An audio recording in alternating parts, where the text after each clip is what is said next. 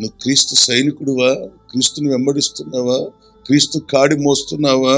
అయితే క్రీస్తుని వెంబడిస్తున్నందుకు నీ ఆధ్యాత్మిక జీవితంలో ఏమైనా శ్రమానుభవాలు ఉన్నాయా? ఇబ్బందులు ఉన్నాయా?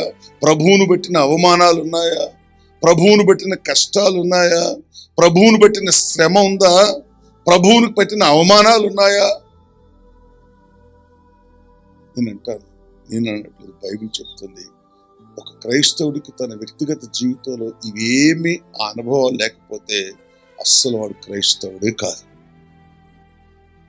చెప్పండి, మరి ఎవరండి అని అనండమ్మా, అనండి, మరి ఎవరన్నా అనండి. నేనంటే అంటారా? మీకు డౌట్ రావద్దా? మీరు వాక్యం వింటున్నారు కదా, మీకు డౌట్ రావాలా వద్దా? హల్లెలూయా, హల్లెలూయా, హల్లెలూయా. ప్రభువును బట్టి శ్రమ అనుభవం లేనటువంటి వాడు క్రైస్తవుడు. మనం ఎప్పుడు ఆత్మీయంగా బలపరచబడతాం. ఎట్లా ప్రభు యొక్క సారూప్యం నీలోనికి వస్తుందో తెలుసా? ఒక వ్యక్తి క్రీస్తుగా ఎలా రూపాంతరం చెందుతాడో తెలుసా? క్రీస్తు ఈ భూమి మీద పొందిన అవమానాలు, శ్రమలలో ఎవడైతే పాలివాడవుతాడో వాడికి తుదకు ఏమొస్తుందటంటే క్రీస్తు యొక్క సారూప్యం వస్తుందట. Like Jesus image. నిన్ను చూస్తే ప్రభువును చూసిన ఆనందం, నిన్ను చూస్తే ప్రభువును చూస్తే ఎటువంటి మహిమ కలుగుతుందో, ప్రభువు కొరకు ఆ శ్రమ అనుభవాల గుండా వచ్చిన ప్రతి విశ్వాసి కూడా ప్రియులారా ప్రభువును చూసినంత ఆనందం ఉంటుంది. తప్పించుకునేవాడు ఎవడు? సాతాను. చెప్పండి, తప్పించుకునేవాడు ఎవడు?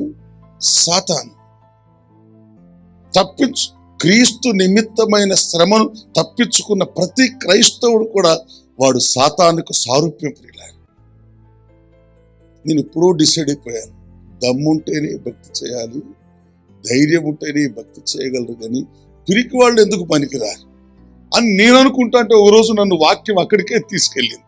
అసలు పరలోకంలో ఎవరు ఉంటారు, నరకంలో ఎవరు ఉంటారు అని నేను ఒక రోజు కాగితం పట్టుకొని రాసుకుందామని కూర్చున్నాను. నేను కూర్చుంటే ప్రియులారా ఈ పిరికోళ్ళంతా కూడా నరకంలోనే ఉన్నారు.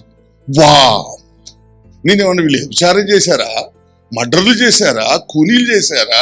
ఏం చేశారా వీళ్ళు? ఎందుకు నరకంలో ఉన్నారు అంటే అక్కడ వాక్యం చెప్తుంది, వీళ్ళు కేవలం యేసే దేవుడు రక్షకుడని ధైర్యంగా సాక్ష్యం ఇవ్వలేని, దమ్ము ధైర్యం లేని పిరికి సన్యాసులైన క్రైస్తవులు వీళ్ళు, అందుకే వీళ్ళని ఈ గ్రూపులో పెట్టానన్నాడు ఆయన. వాక్యంలోనికి వెళ్ళి వాక్యపు అనుభవాలను చూడటం నీటి సంఘానికి ఇష్టం ఉంది.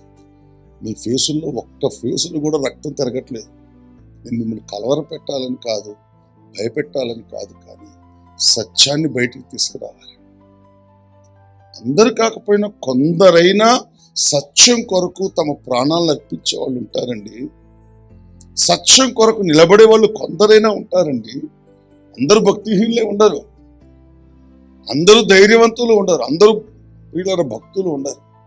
కానీ సత్యాన్ని సత్యంగా మనం చూపించాలి కదా, సత్యాన్ని సత్యంగా మనం నిలబెట్టాలి కదా. ఒకవేళ నేను చెప్పకపోతే ఇంకోటి వస్తాడు ఆయనక సత్యాన్ని చెప్పేవాడు. దేవుడు నాకు ఒక అవకాశం ఇచ్చాడు, మీరు సత్యంలో నడవటానికి మీకు ఒక అవకాశం ఇచ్చాడు.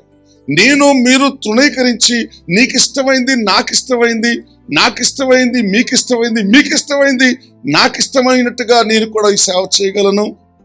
నీ దగ్గర భక్తి లేకపోయినా, ప్రార్థన లేకపోయినా నీకు పరిశుద్ధురాలని పేరు పెట్టగలను. అలా పేరు పెడితే నువ్వు నన్నెంతో ప్రేమిస్తావు, నన్నెంతో చేర్చుకుంటావు.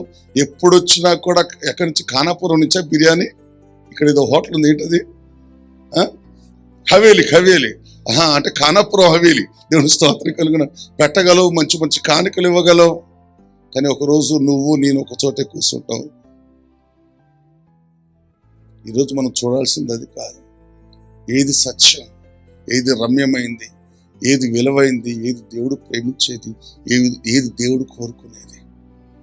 ప్రియులారా, సత్యాన్ని సత్యంగా బోధించలేనప్పుడు ఈ సేవకు రాకుండా ఉండటం మంచిది. నాకు తెలిసినంతవరకు అసత్యాన్ని ఖండించటం చేత కాకపోతే మనం ఎప్పటికీ కూడా క్రైస్తవులం కాచాలి.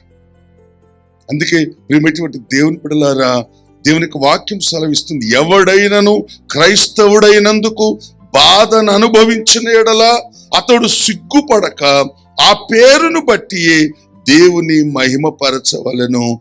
గట్టిగా చప్పట్లు కొట్టి దేవుడికి స్తోత్రం చెల్లిద్దాం. హల్లెలూయా.